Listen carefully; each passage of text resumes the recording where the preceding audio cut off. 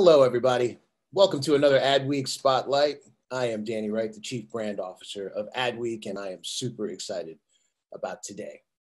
We, over the years, have done a lot of great things with Taboola, one of our favorite partners for sure. Thank you so much for being with us again today. Whether we're in New York, having private dinner parties at Seal and Heidi Klum's house, or perhaps in Palm Springs, throwing a little soiree at the Sinatra estate, whatever it is, it's always something cool, always something entertaining.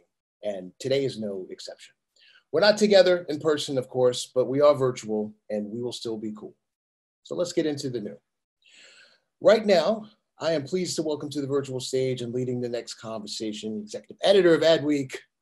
Welcome back, Stephanie Paterick. So we are going to be talking about, I think, the question that has been on everybody's minds over the last 6 months, and that's, is it 2021 yet? Is it here? We're almost there. We've got 3 people who are joining me today to talk about how they are driving discovery through the fourth quarter and into the new year. Please welcome my guests. Hi, y'all. Great. So I would love for you, just to start, I'd love for you to each introduce yourselves, and then we're going to dig into this topic. Jennifer, do you want to kick it off? Yeah, thanks. Thanks, Stephanie. Thanks for having us. Jennifer Brockington, Ally Financial, kind of run consumer marketing, advertising, and research. Hey guys, I'm Amanda Getz. I lead brand and consumer marketing at The Knot Worldwide, all things weddings. Hi, everyone. I'm Anna Faktorovich, and I lead marketing for Kava. Great. So thank you all. I love that we have 3 really different types of businesses here. I think we're going to discover some commonalities and also probably some differences. I want to start by talking about the moment of disruption. So when the pandemic first hit and when businesses started shutting down, Amanda, what were the first 24 hours like for you and your team? For the wedding industry, I mean, we woke up on a Thursday in March to the shelter-in-place notice, and over 100,000 couples had to postpone their wedding in less than 48 hours, with hundreds of thousands of other couples needing to do the same in the coming weeks. And so we knew from that point it was not going to be business as usual. And our new goal was just to lead the industry and all of our couples and our vendors through that. So we were really focused on all things empathy and support. And those first 48 hours were really pulling an all-nighter so that the next day we could launch a 24/7 hotline for our couples. We shifted resources internally to make sure that we were answering every question that was coming on social, through customer service, through our product. And then over the coming weeks, it was all about making sure that we were assisting our vendors. We launched a $10 million vendor assistance program. And then leaning into our editorial expertise, we produced over 100 pieces of content in the first couple of weeks of COVID, just around how to work with your vendors, how to reschedule a wedding, how to launch, change the dates and all of that, and just be there and empathize with what they were going through. I'm curious to know how you used that hotline, because you were probably getting some questions that you were not totally prepared to answer 24 hours into it. How did you make that work? It actually was a great feedback loop for our editorial expertise to understand what questions we needed to research and write about. And so if you talk to anybody that was on the front lines, a lot of the first 48 hours was just being there as like a sounding board and empathizing with what they were going through emotionally, and then aggregating what we needed to get back to them. And so it was a lot of just opening up those lines of communication. Thanks. And Jennifer, you work in the financial services industry, and alongside the pandemic, we immediately had a financial crisis. How did you quickly understand and then deliver on the new needs that your customers had in this moment? Yeah, thanks. I love how Amanda used the word empathy. And I think this pandemic was something that for the first time ever, everybody was feeling. So you were a consumer and you were kind of a brand representative at the same time. And so you knew what you needed. You knew that you were going to need your bank to be safe and secure and help you out with payments. So our first 24 hours was a lot of that, a lot of how can we help our consumers? How can we help them defer their payments? We were one of the first financial institutions to come out with a quick relief program to give them those deferral options. So once we kind of made sure we were taking care of our customer and making sure the communications were clear and transparent and just ongoing communications with them through email, through a 24/7 call center, we really then took a look at the advertising. What about what we've been talking about is tone deaf now? What doesn't feel right? What isn't going to take well from consumers that are in all sorts of ways in their life right now? So we did some quick tweaks in advertising. We then we had a big out-of-home campaign planned. I mean, everyone just got quarantined to their homes. Out-of-home wasn't really going to be the best venue to get your ads out.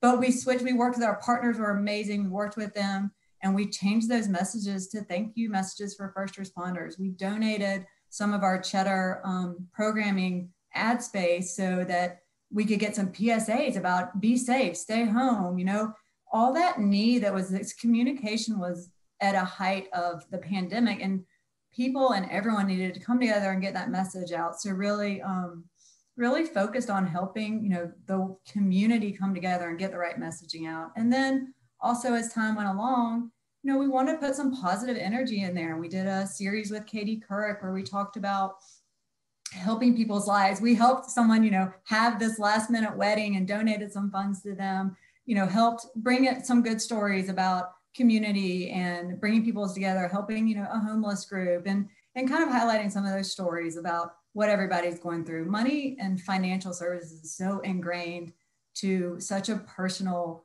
and scary time that we focus on being there for our customers and still are. Yeah, I love that idea of empathy being a thread between what you both just talked about and how important that is in messaging in particular. Anna, I want to ask you about Kava sort of in the early days. One of your restaurants opened down the block from Adweek right before the pandemic hit, and everybody was so excited, you know, to go. And I can't wait to get back to the office to try it out. What's interesting about you guys is you have stayed open this whole time, from what I understand. How did you make that decision, and how have you been able to pull that off? Yeah, I mean, the first few weeks, I'm not gonna lie, were absolutely, you know, crazy in many ways. And early on, it's tough to sugarcoat it, but we saw sales very immediately and significantly disrupted. And so specifically our urban centers like the restaurant outside of your Adweek office deteriorated very quickly. But it was interesting because we saw, though, a lot of the suburban locations, while they were affected less so. And throughout the pandemic in the last 5 to 6 months, what we've seen is a lot of strength in our suburban locations. In those first few weeks, however, really our first priority was the safety of our team members and also of our guests. And so we were busy keeping up with the local regulations, because during those first few weeks, it was important for us to understand what the local regulations were telling us we should do and we shouldn't do.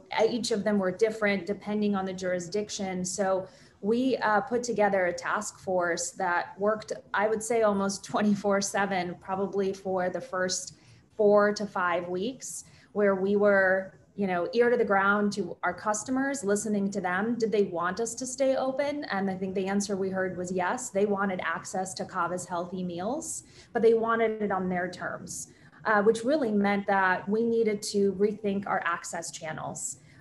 We needed to expand ways that we offered access to our guests as stay-at-home restrictions, you know, happen across the country. And so our engineering team in-house, our operations team and our marketing team very quickly launched 2 new access channels. They were curbside pickup, where you could essentially order through our app or through our web platform and then drive up to our restaurant, and the team member would bring out a contactless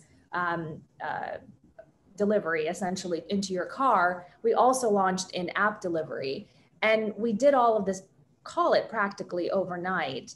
And so what's interesting is today, 30% of our revenue comes from digital channels that did not exist before COVID.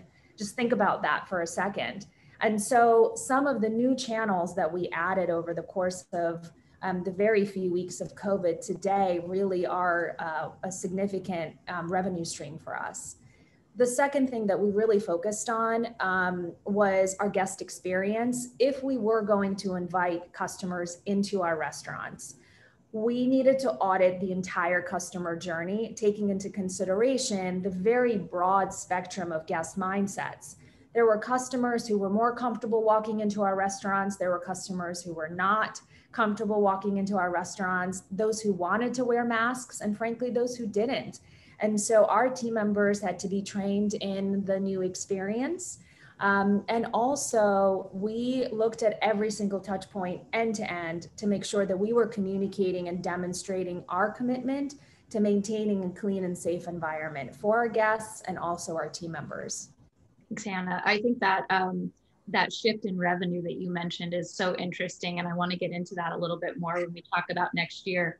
I also want to put this out to those of you who are joining us today. We're going to have a 5-minute Q&A at the end of this session. So as we're talking, if questions spring to mind, please drop them in. Our moderators are monitoring those, and we'll be able to answer 2 or 3 of those at the end. I want to talk about, I want to shift to right now. So we've got less than 3 months to close out 2020. We're in the middle of the 4th quarter. Amanda, what are you focusing on this quarter to make the most of this year? So the holiday time is usually what we joke as our Super Bowl, because over 40% of engagements happen between Thanksgiving and Valentine's Day. And we're actually predicting that it's going to be even higher, because we have been hearing that quarantine has actually strengthened a lot of couples' relationships and helped them work on their relationships. So our goal is just continuing to be there where they need us, and also remind them that they can plan their wedding digitally from their couch.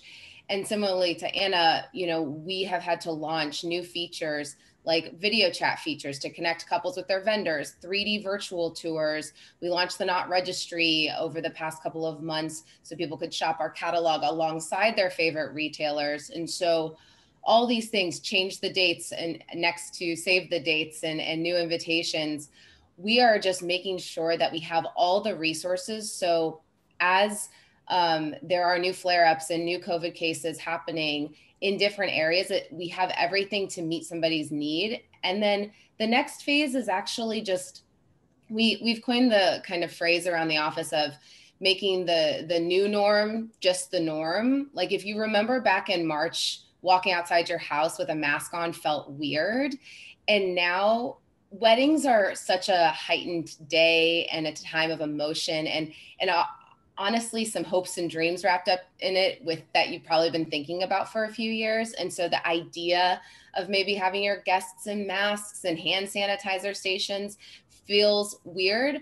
Our job is to make that feel normal and safe, and focus on the safety of anyone attending, and also just share some of the cool ways people are innovating around weddings. Like, dance floor circles are becoming a thing where people are 6 feet apart and they can still dance. And Elaine Waltworth's wedding in Brooklyn on a stoop with the street closed off. Like, people are getting so creative, and it's our job to kind of bring that joy back into weddings so it's not as scary, but everybody is still safe. You touched on something I just want to follow up on quickly, is this idea that your readers and your customers may be experiencing the pandemic differently based on where they're at. How are you adjusting for location? So that's where we have the leverage of all of our amazing vendors across the US.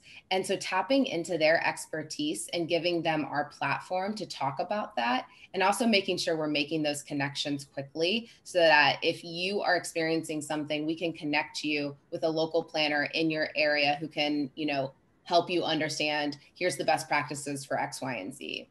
Yeah. I'm curious, Jennifer, on your side, how will this holiday season be different? Yeah, Anna mentioned it a little bit earlier in access channels, and Amanda talked about digital. We're in an era of mass digital empowerment. And for Ally, we were born that way. We were created as a direct bank, an online bank, since 2009. And we've been kind of fine-tuning this for the past 10 years. So for us, it's really an opportunity for consumers to realize you probably haven't been to a bank branch in the last 8 months during quarantine. Do you really need that branch? Are there more opportunities for us to create awareness with those people that probably weren't interested in online banking before. I know, like, my dad has YouTube TV. You never would have thought he would have some sort of technologically advanced system like that. The people that have adopted Instacart, what Anna's talking about in terms of the to-go orders, the new digital way of mobile ordering, that's not going to go away. People have been, forced is a hard word, but kind of forced to look at working with brands differently than they ever have before. And at Ally, we have been preparing and have all the capabilities to service the needs since day one. And I think when we talk about, it's not just digital mobile banking, it's how we manage our call center, how we have this humanity as part of our company. And I think it's something that takes a while for brands that are just now starting to become digital and think about digital. It's not something you can build in your brand overnight. You can certainly put out the technology of it, but having the humanity behind it, I think is something we've got a little bit of an edge on when it comes to the financial industry. Yeah. I want to pivot and talk a bit about the future now. It's interesting, in the early days of the pandemic, I was asking a lot of our readers, what are you learning right now? And one of them said to me, I don't know, I have to live it. I have to live it first. We've all been living it for about 6 months at this point. And I want to hear what you've learned that you think is worth taking with you from a strategy perspective into 2021. Anna, I'll start with you. I'm really curious to know what your strategy is next year around store openings and also supply chain, because I'm guessing both of those things have been disrupted. Yeah. Speaking to what Jennifer had mentioned, even before the pandemic, our guests were already living and breathing a digital life. But the pandemic really just further forced the acceleration of digital behaviors. And so what we're really focused on next year is digital experience enhancements. We know our customers will expect faster access, but not at the expense of quality. And so in the year ahead, our goal is to really rehumanize the customer journey on our digital platforms. We will launch a new digital experience, which tries to bridge the gap between physical and digital customer experience. We will continue to work on ways that make it easier for our guests to access Kava, with a variety of enhancements in some of the channels that I mentioned we launched this year. We'll continue to improve those channels and potentially launch new ones as well next year. When it comes to expansion in our portfolio, in the midst of the pandemic, we opened up an entire new market. We had been planning to open it before the pandemic, but of course, some of those plans got a bit derailed, so we had to hold back a few months. But we launched our entry into Colorado market this past June, opening 5 restaurants in 2 months. And tomorrow we're actually opening up our second location in Denver. And so we are going to continue expanding our portfolio next year. Opening restaurants in the middle of a pandemic is, I think, quite brave and certainly challenging at times. But our teams very much remain focused on our goal of bringing our nutritious and call it delicious food to new markets in a time where wellness is really top of mind for all. And Kava's food is born from the roots of the Mediterranean, which is well documented and known as one of the healthiest diets out there. And so we would like to continue on the path of expanding our portfolio and entering into new markets. Each of something that strikes me, as you're talking, is each of your brands have digital in your DNA. So in some way, you're really well positioned for a moment like this. But also it means that some of your competitors and some of the legacy brands who were a bit behind have been catching up because they've had to. How do you see the competitive landscape next year? Yeah, I think,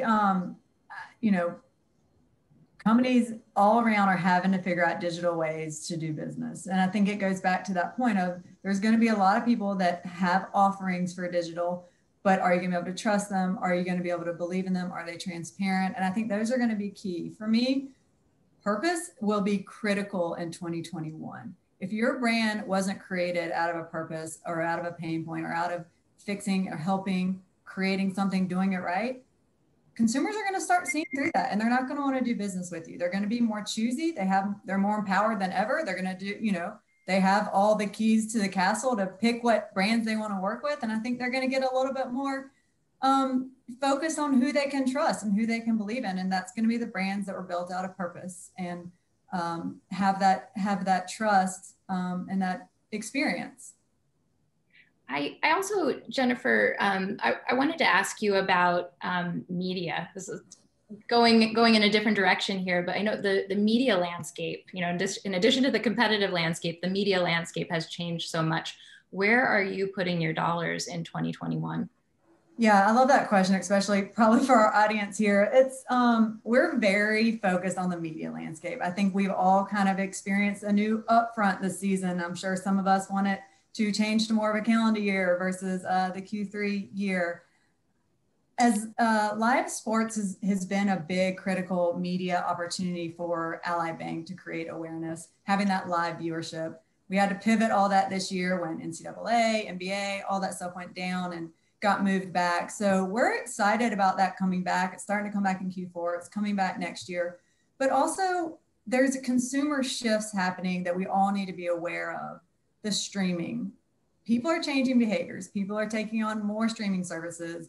More networks like Peacock and other things like that are creating digital services that just is more for brands like Anna, Amanda, and I are more places that we got to figure out how to market and reach the consumers where they want to. But we're really focused on what's e-gaming going to look like. Places like Twitch. What are all those areas that people are starting to consume now? I don't think those are going to go away. I think they're going to double down next year and really figuring out ways to integrate and be part of those conversations more than just linear TV. I still think linear TV is important. I think it's mass reach, but we're seeing a lot of shifting and a lot of momentum that we're going to have to figure out in 2021, especially against the media landscape. It's evolving quickly, and it's one of the things that we're trying to stay ahead of it and be prepared. But I think we're going to see a lot of that shifting in 2021. We have lack of new programming from the networks with the production halts, stuff like that. So it's going to be interesting, and we're going to have to stay turnkey and be prepared. And that's what we're really focused on from an ad lens right now. Has Ally jumped into gaming yet, or is it something you're looking at for next year? We did some, we pivoted with Jimmy Johnson his last year in NASCAR racing this year, but we did some iRacing with him. They put that out for a while and it was really successful. And it just shows, how, just like we as brands are trying to pivot to digital, so were the sports landscape. You saw the drafts that were happening via the Zooms, all of this stuff. So I think there's going to be a lot of learnings from going digital with some sporting events and things like that we can apply and learn as we still figure out when this re-entry will be. So yeah, we've played in it. We're starting to get into it a little more, and we've seen some success. Amanda, I want to ask you about social platforms as we talk about media. You've sort of emerged as a Twitter star during the pandemic. and not to embarrass you, but I mean, truly, you've got a very strong voice there that you've built up in a short amount of time. From a brand perspective, what social channels do you think are emerging as key? Has that changed at all this year? Yeah, it definitely has. I feel like we've been talking about TikTok for years, but we haven't. It's still a new platform. And I think brands are getting to a little bit more comfortable with how to actively but authentically touch that platform. So we've seen a lot of success on TikTok, actually, because what people do at weddings, there's a lot of virality there, and how can we, leverage that? And then honestly, thinking about voice and tone across social platforms has changed a lot. And the world of memes and how you use memes and how you bring humor and levity to the world right now has actually changed how we approach some of our content strategies. But we also think that there's kind of still green pasture for a lot of brands on Twitter. Twitter is its own bubble, but news hacking and jumping into the conversation and watching brands interact there can be really fun. And marketing Twitter alone is a great place to connect, but also to dive into new partnership ideas and hack that system too. So I think we definitely are thinking about TikTok in a new way, but just content strategy across the same platforms we're already in. Yeah, I love that phrase, news hacking, by the way. I hadn't heard that before, but I know exactly what you mean. I want to throw a couple of questions your way from our audience because we have some coming in. The first one is someone who asked, I'd love to know how these panelists have navigated the challenges that come with being a woman executive. What are some tips and reflections you have about earning a seat at the table? I would just say from me, and this is, I think, probably why people started to follow me on Twitter, is that we are now just one whole person. Like, we can't compartmentalize our home life and our work life. You know, being a new mom, I'm sure you can relate, and I have 3 kids. And so I believe that focusing on outcomes and having operational excellence and really making sure that executive teams focus on that. What does success look like? What are our KPIs? How are you measuring success here so that I can get my job done in the most efficient way possible, as long as I know where we're going? And so I would just say, if you are, you know, juggling all the things like work and life, really continue to ask those questions about what are the KPIs, what does success look like, and are we aligned on the strategy to get there? If you have those 3 things, then you can be off and running and doing your own thing and managing your own time. Thank you. I love that answer. Another question that just came in was, do you think that your digital initiatives are enough to bring enough sales that were lost during the pandemic? So are the digital initiatives offsetting those losses enough? Anna, I wonder if you have a perspective on that. Yeah, I think so. What we're seeing is they're absolutely offsetting. In some cases, they are building incremental sales for us, even above and beyond what we were doing before. I mentioned this earlier, we really look at our suburban versus our urban footprint. And of course, in the urban footprint, where there used to be really high volume lunch traffic, that traffic isn't coming back, no matter what digital channel you have or how good that channel is, until the people are physically there working in those offices. So of course, that's not where, you know, it's being offset. But in our suburban and more kind of ex-urban locations, the digital channels are driving incrementality for us. They're certainly filling the gap, but they're also driving incrementality. So we definitely see, as the pandemic kind of hopefully wanes at some point in the near year or so, that the new channels will become a significant strength for us to deliver positive comps. Thanks, Anna. And I want to close out with a final question for each of you. In a word, what is your prediction for next year? Jennifer, maybe you can lead us off. Yeah, I think I kind of jumped in there early, but I think it's going to be purpose. I think next year brands are going to be judged by their purpose, and consumers are going to want more from us than ever before. I would, it kind of ties in with that, but I thought about connection. Like, if you don't have a meaningful connection with your audience, your partners, that's going to be felt. The end consumer can tell when it's not authentic and it's forced. And so connection is important for next year. I'm going to use 2 words, if I may. Breaking the rules. And the 2 words are suburban strength. I've been mentioning this a little bit here and there, but I think it's really interesting. We've all, I'm sure, seen the significant exit really from major urban cities, where people have left the cities, they've moved to the suburbs, they've moved to rural areas, they've moved to tier 2, tier 3, tier 4 cities.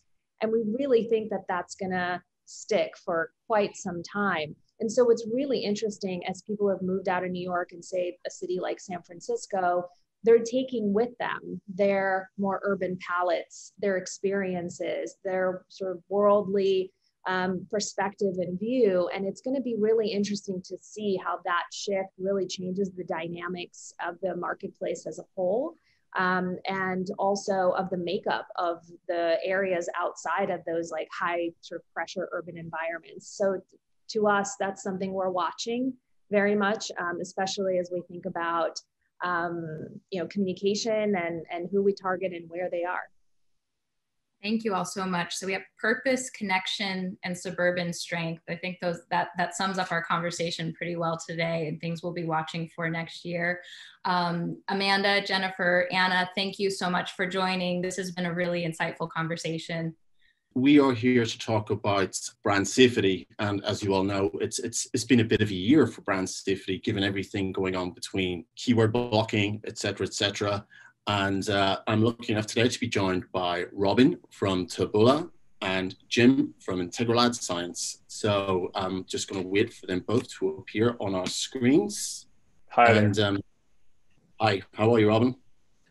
Great, thanks for having us. Hey, Awesome. Ronan. Hey, Jim, how are you? Doing well, how are you? I'm good, thank you. I'm good. Before we get into things, it's probably just very important to point out, we will have a Q&A, some time allotted at the end. This is scheduled to be a 25-minute session. So before we jump into things, if you have any questions, please input them into the Q&A bar, and our moderators will make sure they're brought up at the end, and we go into things. Jim, Robin, as mentioned, when the three of us were speaking beforehand, you both mentioned that this has been a transformative year for brand safety, because boy, oh boy, has it been a year, right? With so many different things going on. First of all, we had the coronavirus, then we had the civil unrest, not only in the United States, all across the world, really, as regards civil justice, should we say. And now, as we're coming into the final quarter, we've got that little matter of a US presidential election to go into, all of which are quite, should we say, emotive matters, and matters that advertisers have been cautious about, should we say. I'm just interested to, given all of that context, could you talk us through the timeline that both of your companies have gone through? Robin, perhaps you could talk us through it first of all. How have advertisers responded over that time? So can you give us a depiction of how did 2020 start out before all things COVID related really hit us here in the Western economies? Yeah, it's a great question. Obviously, it's been a tumultuous year. There's been a lot of adapting that folks have to done. I'd say that, when COVID was first becoming a common parlance, there was a knee-jerk reaction. I think that the whole industry saw that, and that knee-jerk reaction led to some pretty difficult conversations with publishers in particular, and other media companies, as brands took a rather rudimentary approach to blocking and associating safety with something, a kind of a blunt force object like a keyword block. I think we all heard about the issues that the industry faced there. What we quickly saw was an opportunity to have a conversation, to slow down and kind of recenter after that knee-jerk reaction. And there's a direct chain that we saw in that connection between overblocking, reduction in spend, and kind of chaos in the market. So I would say towards the start of the year, what we really saw was an opportunity to have that open discussion and to educate and to help understand really what are brand safety goals, how does suitability move into the fix and move into the spotlight. Because in the past, I think getting to your question about how did the year start, there's been this evolution of how brands perceive safety. And I think now that we've gotten to the point where brand safety is kind of the foundation of the house, and there's additional ideas about what it means to be suitable that has come into the fold. So I think that's been a big change for us at Taboola. Mm-hmm. So just to sort of surmise what you said there, so basically there was a knee-jerk reaction where a lot of spend was paused. Would you say that was primarily driven by cautiousness around brand safety, or would you say that was driven around the wider economic insecurity and a lot of people trying to forecast, so just cut that spend? Would you say it was driven by which one in particular? I think what we saw was a good mix of both. For a lot of marketers who have heavy performance KPIs, they can't afford to turn off their marketing, right? Because it serves as such a important revenue stream for them, obviously. So for them, I'd say it was more so knee-jerk reaction in safety and being cautious. For the larger brands, I'd say maybe with branding budgets, as we enter a economic, uncertainty, marketing budgets are often one of the first things that gets examined and put under the microscope. So I think it really depended on the type of client and their KPIs that they had in mind. Mm-hmm. Jim, I was wondering if I could, ask the same question of yourself, but to make it slightly differently, because obviously you're in a slightly different part of the business. Obviously, with a verification tool such as Integral Ad Sciences, obviously it is your platforms that are being used to enact these sentiments, or whatever the correct word is in that regard. How did you see advertiser behavior evolve, and how did you see publishers evolve? What were the conversations were you having on both sides? Yeah, well, I think from IAS's perspective, I agree with a lot of what Robin said and what Taboola saw in the market. I think we saw similar. We were obviously in a very different position in that we found ourselves right in the middle of what was call it an unprecedented awakening when it comes to brand safety. I think you really had a perfect storm that honestly was a really, despite all the challenges, I look at it as a really positive development for the industry when it comes to how brands, agencies, platforms, and publishers are all defining and looking at brand safety and the conversation that goes around it. And for us, I think it was a pivotal moment in that we realized that, not only are we responsible for a lot of the technology that is dictating, safety and suitability, but we're also responsible for the education as well, and ensuring that we're working with our partners, both on the advertiser side, the agency side, and the publisher side, on how to best deploy our tools in a way that meets their objectives, and actually working with our marketing partners on helping define their objectives and how they work with the tools. So I think that was an area that we spent a lot of time on, as well as just like pushing out. We used the opportunity to push out educational research that educated marketers around, the fact that not all coronavirus or COVID related content was necessarily bad for your brand. And, at that time, I go back to that word unprecedented. We had a moment in time where there was a one consistent thread across virtually all content on the internet, and it was COVID. And if you're a news publisher, I'll use the example of a major US news publisher, you're only a small sliver of your content is hard breaking news. And the rest of it, you've got sports, you have lifestyle, food, recipes. It runs the gamut. And we saw COVID actually thread through all of that. And so that's where I think it lined up with a lot of our efforts around building out more contextually oriented solutions that go beyond what I would say are antiquated keyword-based approaches to brand suitability, because a lot of COVID content was neutral or positive and not necessarily something a mainstream brand would want to avoid at that time. Sure. Okay, well, before we go into the next phase of the conversation, I would just like to remind our attendees that we are about 15 minutes away from a Q&A of this element. So please don't let my questions dominate this conversation. You're all here. You're all very welcome. We would love to, have your questions answered. So please feel free to put them in. Our moderators will come, and both Robin and Jim will field your inquiries.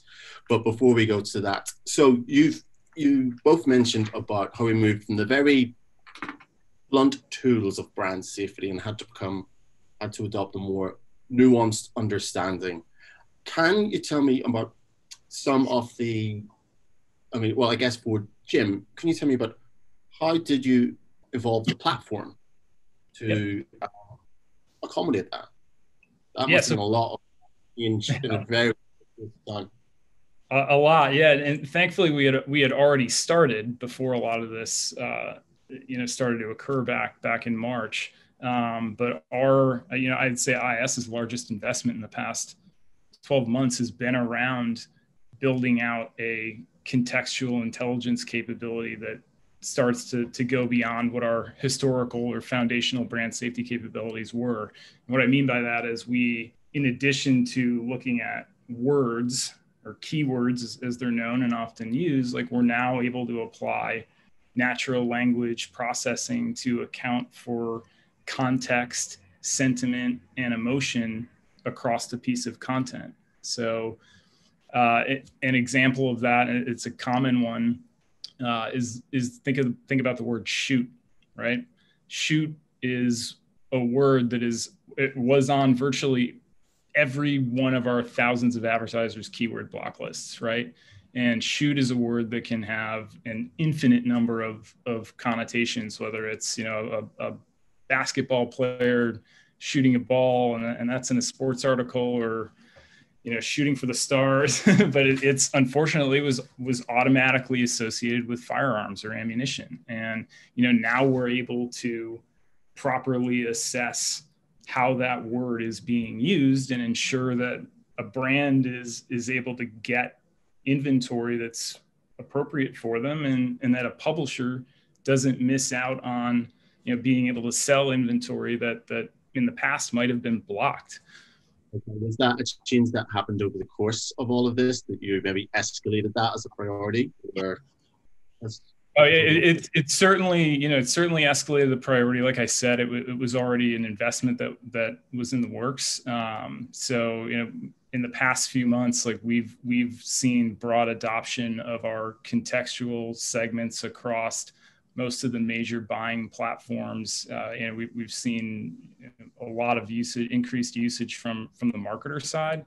And I think that's a byproduct of some of the education efforts that I mentioned, that Robin mentioned, and how they're working with their clients. We've taken the time to sit down with our customers, and we've encouraged our publisher partners to do the same, to really understand each other's priorities. And so we're seeing broader adoption of those types of tools. And we've seen, statistically, I think it's over an 80% drop since, from mid-March to beginning of May, we saw an 80% drop in COVID-related blocking. 80% drop. That's quite the delta. Speaking of somebody that works for business. Good. Glad to hear it. By the way, thank you for those questions that are coming in. Those of you that have asked some questions, I know we will have 5 minutes at the end, but some are coming in that I just think kind of slide quite nicely into the flow of our conversation. One question is about, do you think brands staying away just from anything COVID related, or protests or anything presidential related, given that that's dominating the conversation now, do you think them just block booking that strategy is a bad idea? My assumption is that you're both going to say yes, but I would like to add a little bit of nuance to that. How do you go about convincing a client, an advertiser, to maybe become a bit more nuanced to that? Robin, do you think you can probably lead us into that? Sure. I think to Jim's point, speaking to semantics of the context is so important. Sure, there could be tons of negativity associated with a pandemic or a particular political party, but there's also a lot of opportunity for positive news, for uplifting news. So applying an overarching block, you miss out on an opportunity not only to ensure safety, but to also support media in general. So I think, again, coming back to education, having the opportunity to speak to the client and tell them, what is the value of a homepage placement, right? If we think about perhaps being next to or adjacent to content associated with the pandemic or content associated with the election, there's still enormous value with having your brand being front and center on the homepage of a major U.S. news publication, right? So thinking about the empowering the publishers to have that conversation with their clients, the platforms as well. I think that's just one example of how we're able to do that. Additionally, allowing this semantic targeting is also appropriate. So something that Taboola has done in particular is taken a look at this vast amount of publisher data that we sit on. So, in particular, over the last year, we've seen an extra hour per day of media consumption, general news consumption on users compared to last year. So there's even a massive increase in page views that we're seeing and data associated with that. So packaging up those publisher insights into useful semantic clusters and giving advertisers the opportunity to say, okay, here's this kind of flow chart of COVID-related content, let's say, but look at all the positive associated with that. Look at all the high impact, the high branding opportunities associated with this content. Here's an opportunity to have your message shown there in a safe manner, and it's been resonating very, very well with clients. And I think it's thanks to a lot of the work that other third parties are doing in the market as well. Got it. Okay. We did have one question come in asking about any kind of ways to get around it. I think you probably covered it off with that answer, Robin, but also from the same attendee, I think this is an interesting one, and maybe one for both of you. Perhaps, Jim, you could take the lead on this. What clusters or consumer segments have you seen develop through COVID-19 and all the other issues that we high-profile news items that we have seen through 2020 thus far? Yeah, off the top of my head, I think we've seen, I would go back to the example I cited before around, news environments having so many different types of content that could be related to something sensitive. And, so you might see clusters or segments develop around health and wellness or recipes or lifestyle or entertainment that could take a topic like COVID or something else, but have a neutral sentiment or a positive sentiment. Whereas in the past, that would have been content that a brand would have just universally avoided. So it served to open up some new channels. I don't know if Robin has seen anything. Yeah, actually, something interesting that we saw looking at this and exposing this data and information to our client base as well. We look at this chain of, okay, so everyone in the world is reading about COVID-related news, but what else is spiking? So they are spending an extra hour per day consuming content on the open web. It's not only COVID-related content, what's associated with that. And we saw a 140% increase in home and garden, actually, as a cluster of content that advertisers were spending users were spending their time on. And so we empower advertisers with this type of insight and to think, okay, wow, I had no idea that this was such a huge spike in interest, right? 50% increase in pet-related content. I've spoken to a lot of friends who have adopted dogs or cats during this pandemic to, have a new socially close partner. And so pet-related content, home and garden are two examples that we've seen a massive spike in that are very positive, very safe, and have led to great results for advertisers. Yeah, funnily enough, the home improvements conversation came up in Adweek's very own news meeting this morning. Stephanie can back me up on that.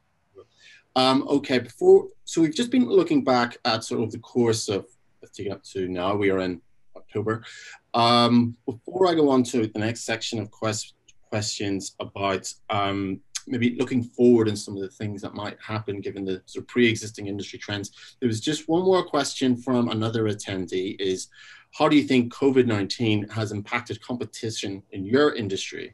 And when I say that, I mean specifically content recommendation in terms of Taboola, and content verification or measurement in terms of IAS.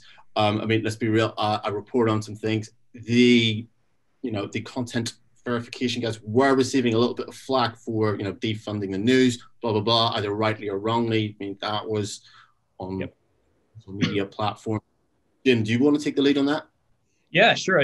I'll go back to some of my comments earlier in the session, in that I think it was an eye-opening moment for us, certainly, and I can't speak for some of the competitors that are in our space, but having seen what's in the news, I know that some of them went through a very, very similar moment in time. And I'll go back to saying I think it was a good thing, and I think it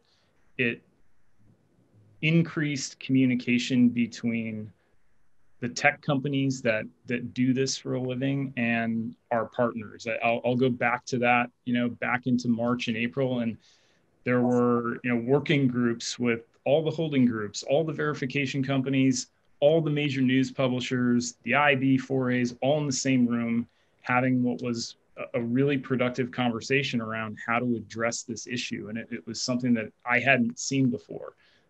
So I think it served to accelerate the progress we're seeing. Awesome. Sorry not to cut you off, just in the end, just to move on, because we've got a few things on the horizon. Robin, my guess is that your answer will be broadly similar to that. We had some pre-existing trends that we referenced. Before all of this happened, we had the announcement of third-party cookies pretty much were going away. That was confirmed by Google in January, yes.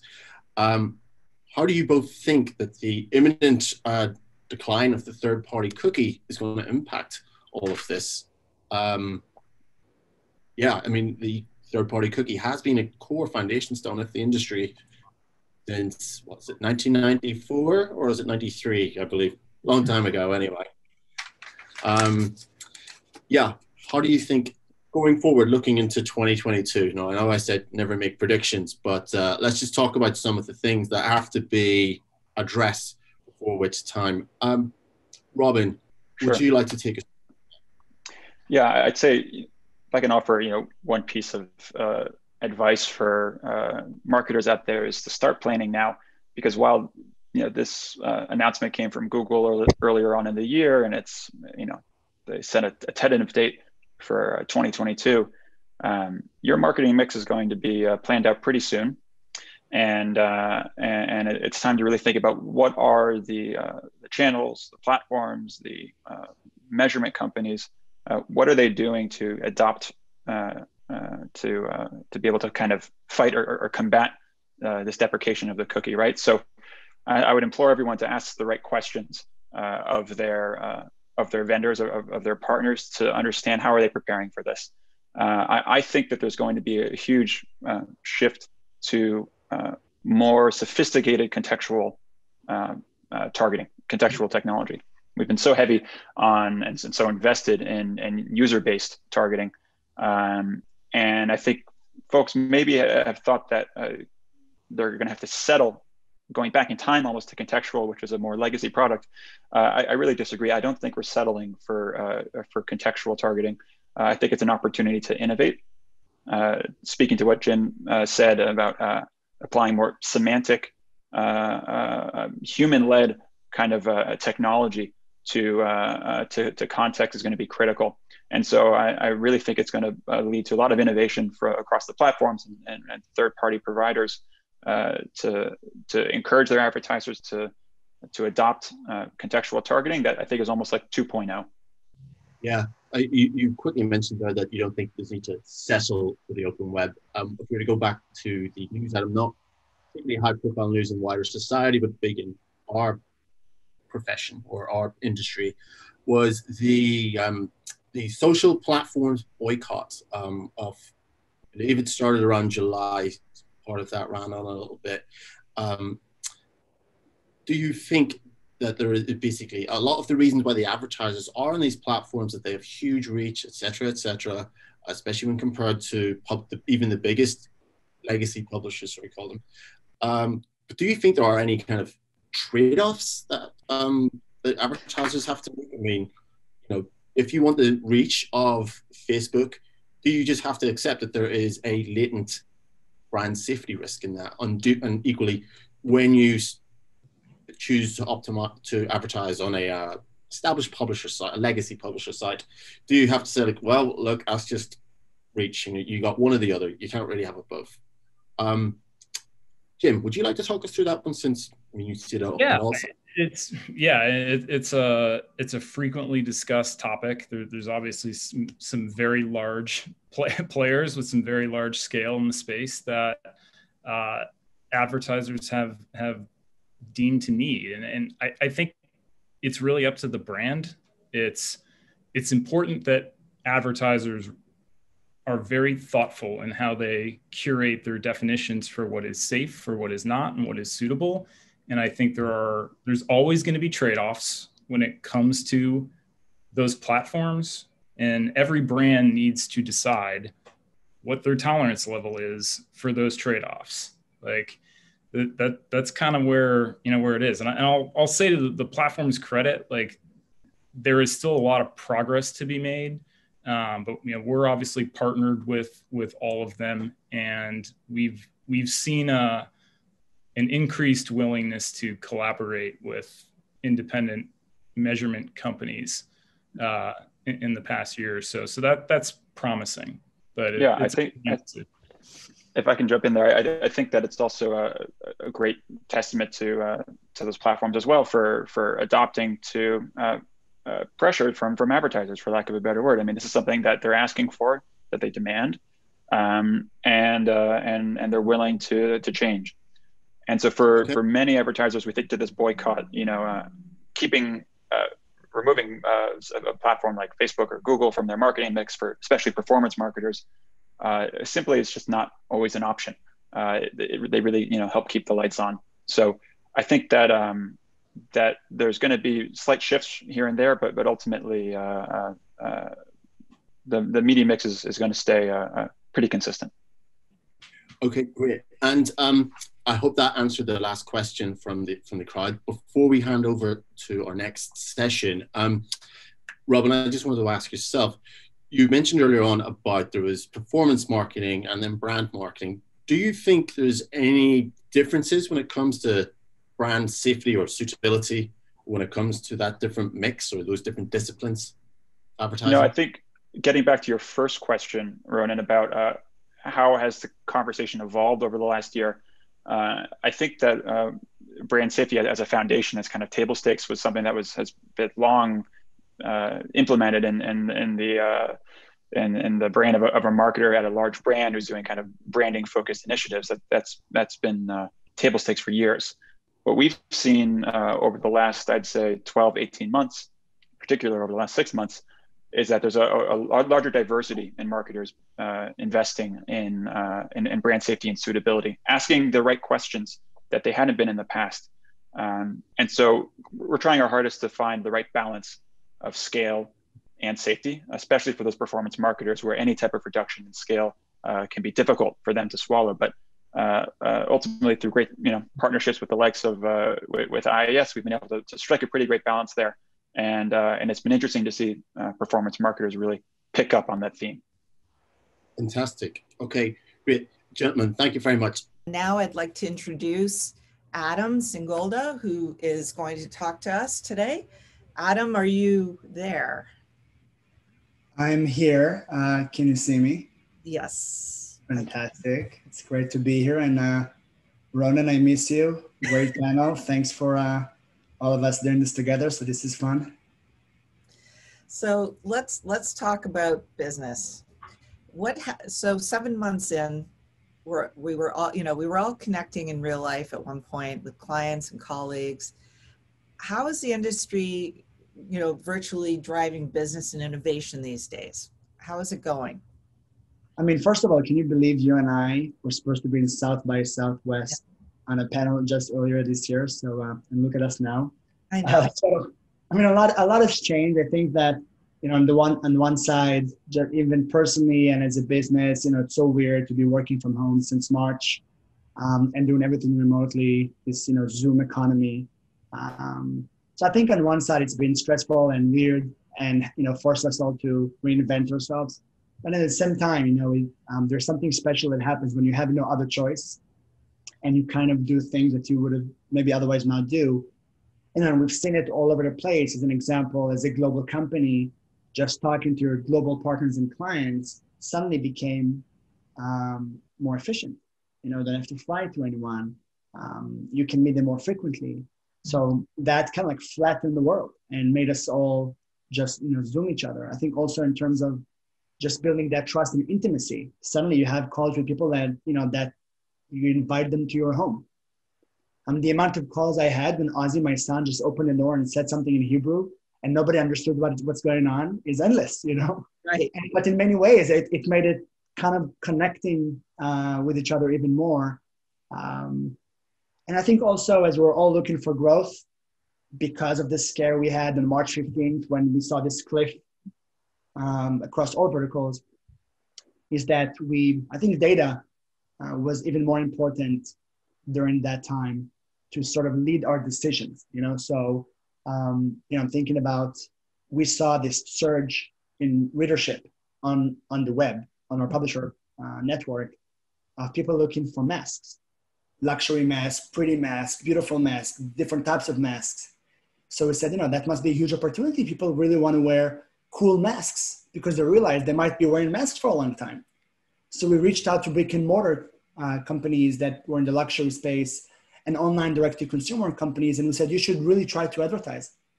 And that helped, reaching out to other brick and mortar companies, like we saw, very interesting, by the way, we saw this surge in readership in plumbing. Really? Why? I don't know. People were fixing their home. I don't know what happened with plumbing. We saw this interesting traffic going up. And we're like, why do people care about plumbing and do it yourself and fix your plumbing situation? Maybe they just didn't want people in their homes. Who knows? Yeah. But that was an opportunity for anyone in that space to actually lean in and find opportunity where otherwise, I don't know if that was an obvious thing to do during that time.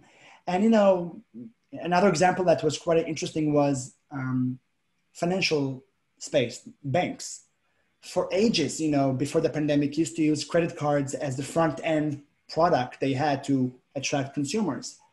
But then we saw this surge in readership during the pandemic of people looking for investment vehicles, how they can invest different investment products. And I think there was such a huge uncertainty.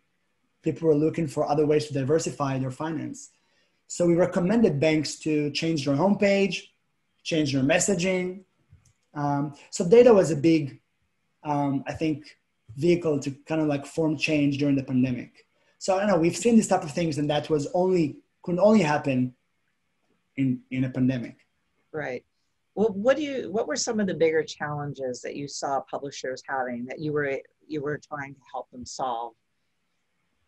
I think in general, and I think of publishers and advertisers, I think one of the biggest challenges was just this uncertainty. How do you plan for, what do you plan for? Is going to be a second wave, a third wave? What do you focus on? Redefine brand awareness, redefine performance. We had to do more with less. I think the whole concept of just this uncertainty for whoever you were, a publisher, an advertiser, a technology company, had you rethink everything. So I think what we've seen from publishers and advertisers, and especially in times of crisis, you tend to see people freeze and look inside to look for answers.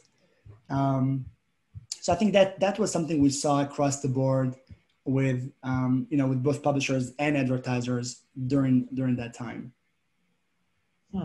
Okay. What did you see? I'm curious. 2020 Adweek. You and I had drinks just earlier this year, and then this happened. So I know, and we haven't been able to have them since. Look, it was a challenging year for everyone. It has been, and it's been for Adweek. But what's been great is we are a diversified business, so we were able to focus on subscriptions, which grew almost 50%. We had a ton of virtual events, did a lot of these type of things. We also have our newsletters. We build community, which is really important in these times to bring people together. And of course, you know, we are always focused on our talent and our editorial content because we're trying our best to serve our audience. So we've been working hard to like everyone else to stay on top of technology, stay on top of all the trends, and meet our audience where their needs are.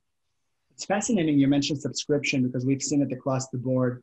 I think people were, and there was a study that said that basically consumers trust publishers, ads next to publishers, 80% more than anywhere else. And I think trust was a big thing during this crisis. You know, what happened when there's a crisis, your local magazine, your local news website, the site you like the most becomes your leader, becomes your president, you know, and you look for advice and guidance. And that helps a lot to create these relationships between consumers and many publishers, whether that's a newsletter or subscription. And that's I think fantastic. I mean, I think we'll see a lot more of that in the future. Right. You know, it's like nothing brings people more together than a mutual enemy. And this pandemic was all of our enemy. Right. Right. We all, to some respect, get a little bit better at some things. Yeah. Now, I'm curious. I know that you don't run political ads on Taboola, but what are your thoughts about how the social platforms are doing? I mean, political ads talk about trust. That's a really tough area to be in. Is that one of the reasons why you don't? And how do you think? We'll start with that, and then I'm just curious how you think the social platforms are doing as we head into the election. Right. I mean, I think, first of all, content moderation is a huge topic. I wrote about AI in the past, and I'm writing another thing right now. And in general, I think there's a fundamental question, which is, do you sincerely believe AI can moderate content and do a great job at it? Or do we need humans to solve this human problem? Yeah. And they're just two very different types of camps, you know, and I believe that, you know, AI is a huge revolution and it will be here forever. But when you operate AI in areas that a mistake might just be too much of a mistake, such as, you know, human rights, you know, topics like racism, fake news, hurting content, deceiving content, things like that. I just feel like we need humans to solve human problems. Yeah. So my recommendation, if I were running a social network, which I did say publicly on Squawk Box, is if I were Facebook, I would hire 50,000 people to work for Facebook, to have a Facebook email. Yeah. And to moderate Facebook day in and day night. And I would grow that team to as big as it needs to be because it's worth it. So that's my opinion, is that some topics in some areas, we need humans. I don't know if you've seen on TikTok this story, which was a very disturbing story. It was about, there was this surging trend in a topic on TikTok that was around eating pasta for dinner. And if you're an AI machine, you might think this is about eating pasta for dinner. Right. But it really was. It was a call of young kids that considered committing suicide. Okay. Now, the problem with AI, you can't blame the AI for not figuring that out because it never saw it before. You know, in computer science, it's called garbage in, garbage out. Right. So we can't really blame the AI for it, but we need moderation to help develop that gut feeling with that something looks wrong. Right. So that's, you know, I kind of feel like we need to over-index on humans when it comes to sensitive areas, such as content moderation on social and otherwise. And how does Taboola handle that part of the moderation? We do two things. So one, we have a public policy because I feel like you want to be consistent. The last thing you want to be is biased towards any one direction so that you change your mind in real time. You want to be consistent, and that's why I think having a public policy is important, which is alive. It's a living policy. You can change it, but everybody can always and should always know how you do and why you do it. And the second thing is we have a 50-people team in a content moderation team, content review team, that reviews 100% of advertising going on the Taboola network. Now, it doesn't mean we don't make mistakes, and we have a lot of challenges in that world that we face at our scale. Mm-hmm. But when we make mistakes, we fix them, and for the most part, we're not making opinion about should the certain entertainment content be on the web or not. We're looking for very specific hurting types of topics, things that can hurt consumers and can deceive them. And it's a very difficult job. People work very hard at Taboola. They come to work and they see thousands of pieces of content they need to review. And, it's a very kudos to that team for working so hard. So that's what we do. And as Taboola continues to grow, I intend to double and triple down on that team. Wow, that's amazing that they're able to sift through all that. It's impressive. I just want to shift gears for just a sec. So back in September, we learned that the talks ended for the Outbrain merger. So talk about that a little bit. Where do you go from here? Yeah, I mean, first of all, just, to give some context to that, and I blogged about it, but, it was an incredible experience. We met amazing people at Outbrain. We've made great friendships. All the way to the very end, we planned how the new company is going to look like, management, top down, and how we're going to work together. So, we spent many, many hours together. We got to know each other. We couldn't work together, but we could plan the future, So it was business as usual, but we could at least plan what the new company could look like. And that was once in a lifetime experience. Yeah. And at the same time, what happened was the process was longer than we thought. And the pandemic happened. So when we got to the end of that period where we had to decide if we're going to renew or part ways, there were enough gaps between the companies that led us to choose to go in different, ways and not be together. And then I think, people make it's the decision we made. And I think it was the right decision for both companies. Otherwise we would have made a different decision. So I think both companies are in a good place. When I look at Taboola, March and April were a big, scary, moments in the pandemic, but then Q2 ended well. And thanks to people working hard on the advertising side, using data, working on the AI front, optimizing with publishers, more placement. We did we leaned in, we did the work, and we executed really like ninjas. Every Thursday morning, 9 a.m., I had all hands with 1,400 employees. And it was just the Ask Me Anything session. We just talked about problems and challenges and what should we do now, and very open. So through that, 2020 will end up being a great year for Taboola, which I'm very fortunate and I feel lucky for that. And it's thanks to our clients and partners and employees working very hard through that period. And looking into the future as Taboola, I'm very optimistic about the future of journalism and the advertising community. I look at things like Apple News, and I'm convinced that we're going to find news everywhere we go. Yeah.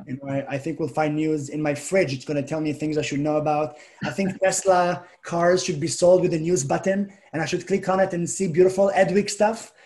So I'm convinced that news will be the glue between users to everything in the future. So we're on the right path, and we just talked about subscription. So good stuff will come, but it's going to be a bit of a grind. Yeah, but we're okay with that.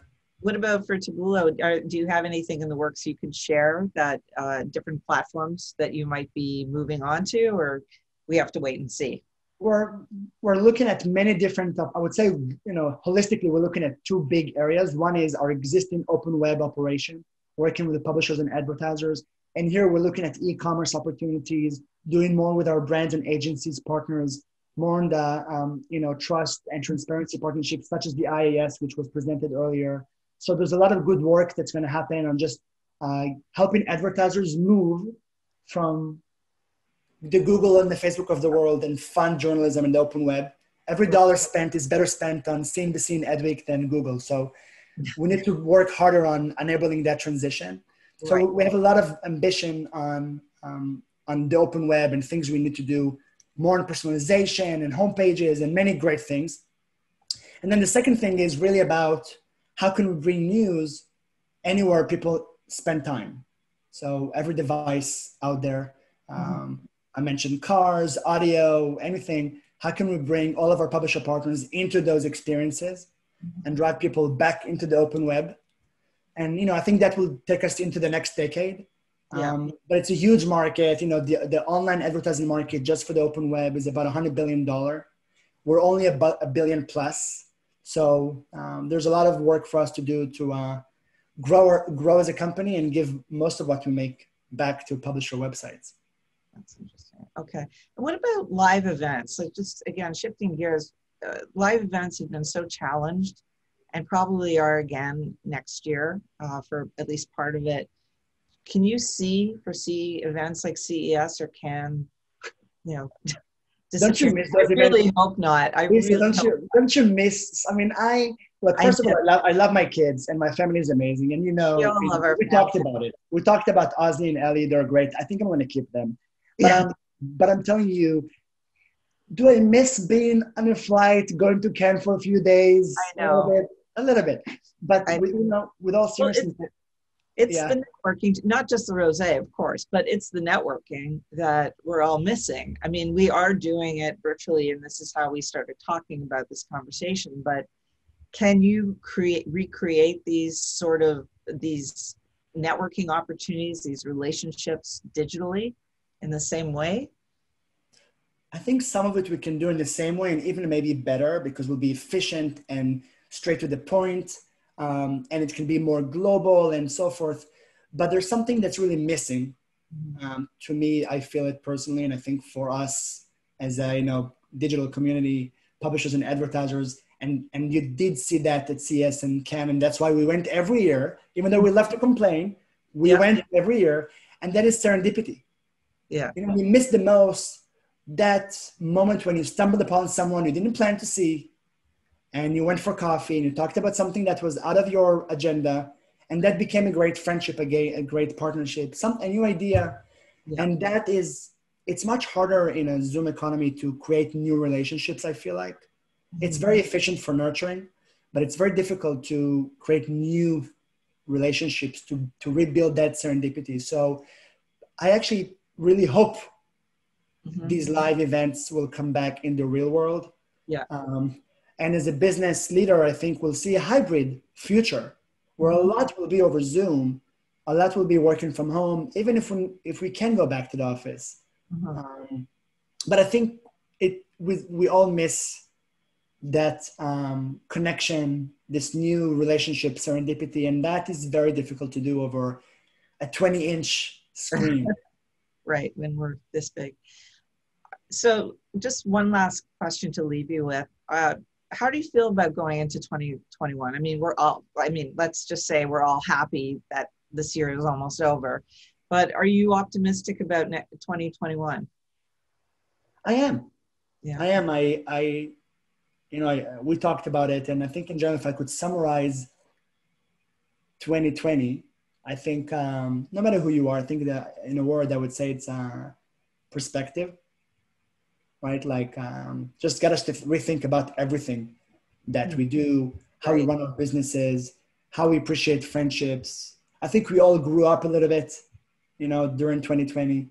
And while it was a very difficult year, and still is, and there's a lot of uncertainty about what's to come, we also got our priorities, in order. We became more efficient with what we do. We ask ourselves tougher questions. And I think that will become an asset in 2021 and into the future. We will never forget 2020, So, I do think that this level of uncertainty and perspective kind of that I felt and saw in 2020 made us all better. I feel like it made us better.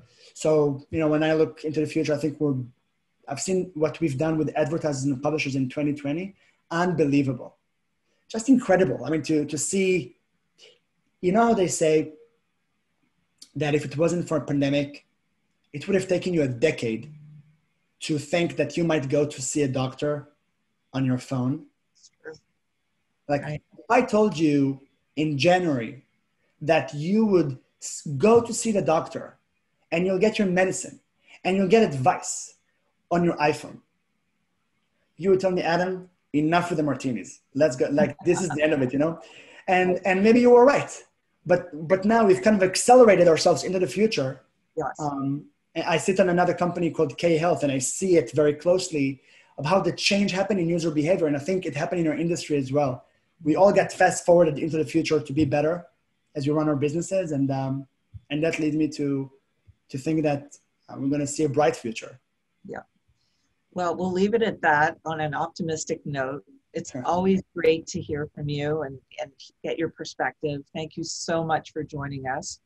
Thanks to the two of you. As always, great. Here are my 3 takeaways from that. Number 1, Adam misses me. So don't worry, brother. Brand Week next year, we'll see you in person. Number 2, Adam needs a new refrigerator. Mine already gives me the news. In fact, I'm doing this from my refrigerator. So I'll send you one. Just DM me your home Addy. Don't worry about it.